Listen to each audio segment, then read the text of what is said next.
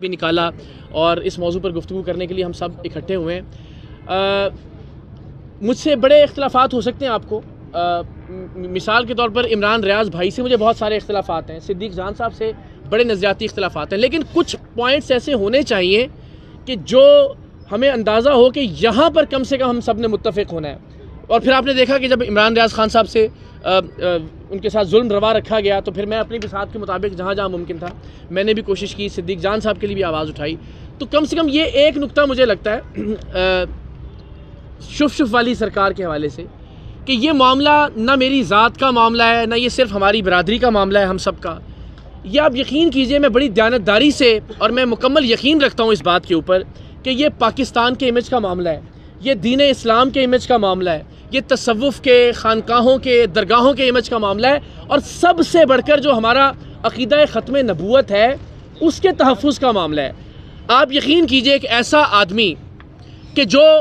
بسم اللہ ٹھیک سے نہیں پڑھ سکتا، میں اللہ اور اس کے رسول کو گواہ بنا کے آپ کو یہ بات بتا رہا ہوں کہ اس آدمی کو نماز پڑھنی نہیں آتی۔ میں نے 2 دن پہلے ریکویسٹ میں بڑے مؤدبانہ انداز میں کہا کہ دیکھیں لوگوں کو شک ہے کہ آپ اللہ کے ولی ہیں یا نہیں ہیں، آپ سے ریکویسٹ ہے کہ آپ ہمیں نماز سنا دیں۔ وہ ایسا نہیں کر سکے۔ میں 4 گھنٹے تک یہ گلا پھاڑ کے ان کے ساتھ لائیو ان کے اڈے پر بات کرتا رہا۔ میں نے کہا جی ایک آیت سنا دیں آپ ہمیں۔ آپ سب جانتے ہیں کہ وہ ایک آیت بھی نہیں سنا سکے، بلکہ وہ جس سلسلہ تصوف کا حصہ ہونے کا دعویٰ کرتے ہیں، اس کے بہت بڑے بزرگ ہیں، سلسلہ چشتیہ کے بہت بڑے بزرگ ہیں، خواجہ معین الدین چشتی اجمیری صاحب، ان کا نام تک نہیں آتا تھا ان کو، خواجہ محی الدین چشتی علی اجمیری کہتے رہے ان کو، اور بار بار کہتے رہے، اس سے پہلے بھی ویڈیوز کے اندر۔ تو جو شخص بسم اللہ ٹھیک سے نہیں پڑھ سکتا، کوئی ایک آیت ٹھیک سے نہیں پڑھ سکتا، کوئی نماز کا کوئی واجبات نماز میں سے کوئی چیز نہیں سنا سکتا، وہ اللہ کا ولی کیسے ہو سکتا ہے؟ ہمارا چلے اس بات پر بھی اعتراض نہیں ہے۔ میرا اعتراض یہ ہے کہ ہمارے لیے بڑا حساس عقیدہ ہے، عقیدہ ختم نبوت۔ آپ میں سے کیا کوئی آدمی اس حلیے، اس وضاقتہ یا اس کردار کے آدمی کو سپہ سالار ختم نبوت ماننے کے لیے تیار ہے؟ کبھی نہیں۔ یعنی ہم یہ چاہیں گے کہ یہ آدمی ہمارے عقیدے کا سپہ سالار ہو، یہ آدمی دین کا چہرہ بن جائے۔ ویری انفارچونیٹ، آج 10 سال کے بچے سے 30 سال کے نوجوان تک آپ پوچھیں پیر کسے کہتے ہیں،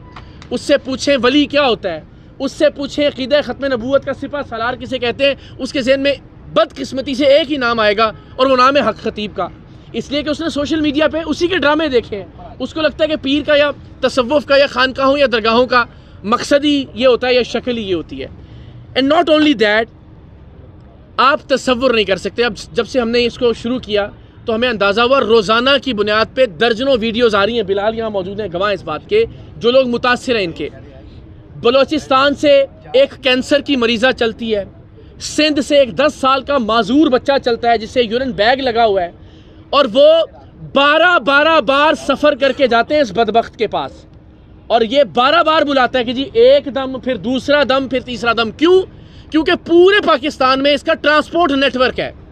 یعنی اگر آپ نے لاہور سے جانا ہے نا بلاوڑا شریف تو کوئی بس نہیں جائے گی وہاں پہ، اس کے ایجنٹ جو ہیں وہ آپ کو بتائیں گے کہ جی پیر مکی سے بدھ کے دن اس ڈیٹ کو بس چلے گی، اور جہاں 4000 روپے کرایہ ہوگا 40,000 روپے کرایہ لیا جائے گا۔ تو ایک ذریعہ آمدن تو یہ ہے، لوگوں کو صرف ذلیل کرنے کے لیے 12 بار 15 بار بلوایا جاتا ہے،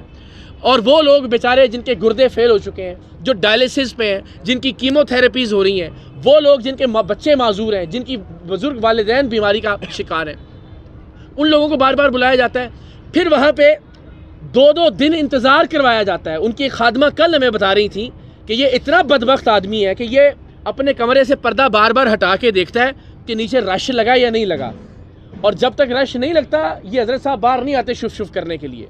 اس رش لگانے کی وجہ سے 2 دن انتظار کرواتا ہے، سردی میں، گرمی میں، حبس کے موسم میں، برف باری کے اندر ذلیل و خوار کرتا ہے۔ لوگ بیچارے، آپ نے بھی دیکھا کہ لائنوں کے اندر لگے ہوئے ہوتے ہیں اپنے مریضوں کو ویل چیئرز کے اوپر لے کر، صرف اس لیے کہ ذرا اس کا ششکا بن جائے۔ پھر وہ لوگ جو 12 بار جاتے ہیں، اور جب وہ کہتے ہیں حضرت ہمیں تو آرام نہیں آیا آپ کی شف سے، تو پھر یہ کہتے ہیں اچھا آپ نے کوئی غلطی کی ہوگی۔ یعنی اس کو بولتا ہے کہ جی آپ نے لہسن نہیں کھانا، آپ نے بڑا گوشت نہیں کھانا وغیرہ وغیرہ، کہتے نہیں آپ نے ان میں سے کچھ چیز کر لی ہوگی، لہٰذا اب 12 بار بلاوڑا شریف آئیں۔ اگر کلر سیدہ پہ ہے، اگر بلاوڑا ہے تو کلر سیدہ پہ بلاتا ہے۔ پھر جب 12 بار مزید بلایا جاتا ہے، اس کے بعد پھر اس کے چیلے کہتے ہیں حضرت آپ کے اوپر بڑا سخت کسی نے جو نا وہ کالا جادو کیا ہوا ہے، لہٰذا آپ 80 دیگیں دیں۔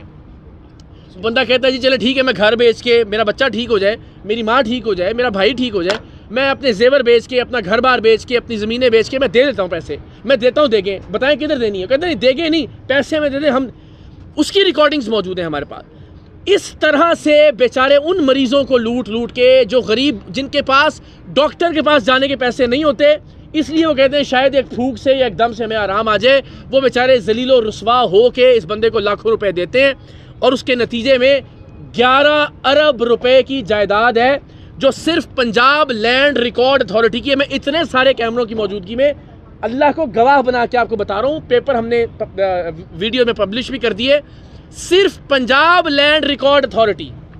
اس میں ڈی ایچ ایز نہیں ہے، اس میں بحریہ ٹاؤن کی پراپرٹیز نہیں ہیں، اس میں اسلام آباد کی پراپرٹیز نہیں ہیں، اس میں کے پی کے کی پراپرٹیز نہیں ہیں، اس میں سندھ کی پراپرٹیز نہیں ہیں، اس میں پاکستان کے باہر اس کے اثاثے نہیں ہیں، اس میں اس کے سونے کے تاج نہیں ہیں جو لوگ اس کو پہناتے ہیں، اس میں اس کے ہیرے کی انگوٹھیاں نہیں ہیں، اس میں اس کی اربوں روپے کی، کروڑوں روپے کی نہیں، اربوں روپے کی گاڑیاں شامل نہیں ہیں، اس کے ڈالر اور پاؤنڈ جو کیش کی شکل میں یہ منی لانڈرنگ کر کے منگواتا ہے پاکستان کے باہر سے، جہاں جہاں یہ جاتا ہے میں، وہ شامل نہیں ہے۔ صرف پنجاب کا جو لینڈ ریکارڈ اتھارٹی کا ریکارڈ ہے اس کے مطابق 1100 کروڑ کی پراپرٹیز ہیں، جسے مانا ہے، یہ ڈینائی نہیں کیا اس نے بعد میں جو انٹرویوز دیے، اس نے کہا جی میرے پاس 1100 کھرب بھی ہوں تو کم ہے، آپ صرف 11 ارب کی بات کر رہے ہیں۔ اور کیا پھر بدبخت آدمی کہتا ہے میں نے ختم نبوت سینٹر کے نام پر یہ پراپرٹیز لی ہیں۔ بھائی کوئی پراپرٹی 5 سال سے آپ کے نام پر ہے، کوئی پراپرٹی 10 سال سے آپ کے نام پر ہے، اور آج تک آپ نے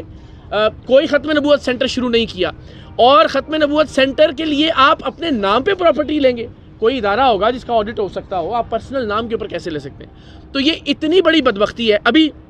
میرے ساتھ کوئی 4-5 ٹرکش یوٹیوبر رابطے میں، ایک ٹرکش یوٹیوبر پاکستان کے لیے آئے تھے، کوئی ایجنٹ ان کو لے گیا ان کے پاس، وہ آپ آج کل میں دیکھیں گے بھی، میں ویڈیو سینڈ بھی کروں گا آپ کو، تو وہاں جا کے اس نے وہ ٹرکش کو بھی شف کرنا شروع کر دی، اور اس نے اتنا نیگیٹو وہ بنایا، ہمارے یہاں پاپولر اس لیے نہیں ہوا کہ وہ ٹرکش کے اندر کوئی 1 ملین ویوز اس کے وہاں پہ ہو چکے ہوئے ہیں، اور کوئی 1.5-2 ملین کے اس کے فالوورز بھی ہیں، اس کا نام سم تھنگ علی کچھ کر کے، تو اس کا انٹرویو بھی ابھی ہم کریں گے 1-8 دن کے اندر۔ تو آپ یہ دیکھیں، آپ سب جانتے ہیں کہ گورے بھی اب وہ شف کر کے میمیں بنا رہے ہیں، ٹھیک ہے نا، وہ سب جو آپ کے ٹرکش یوٹیوبرز ہیں وہ بھی، تو کیا امیج ہم وہ یہ ایک آدمی دیکھے گا کہ یار ایک پاکستانی مسلمان عامل ہے یا لیڈر ہے، وہ شف کر رہا ہے، اور اس کے سامنے 4 لوگ ہیں جنہوں نے لمبی زبان نکالی ہوئی ہے، یا اس کے سامنے ایسے لوگ ہیں کہ جو اچھل رہے ہیں، کلا بازیاں کھا رہے ہیں، پاکستان کا، دین کا، اسلام کا کیا امیج جا رہا ہے؟ میری آپ سب سے ریکویسٹ ہے کہ اس ایک معاملے کے اوپر ہم سب کو اکٹھے ہو کر اپنے طور پر ایک آواز بلند کرنی چاہیے، اس لیے کہ یہ آپ یقین کریں، آپ کوئی ایک ویڈیو بھی دیکھیں گے جو اس کے متاثرہ لوگ ہیں، رات کو بعض اوقات نیند نہیں آتی کہ یار اتنا ظلم بھی کوئی انسان کر سکتا ہے۔ تو میری ریکویسٹ ہے کہ آپ لوگ پلیز اپنی اپنی کیپیسٹی میں، پروردگار آپ کو اس کی جزا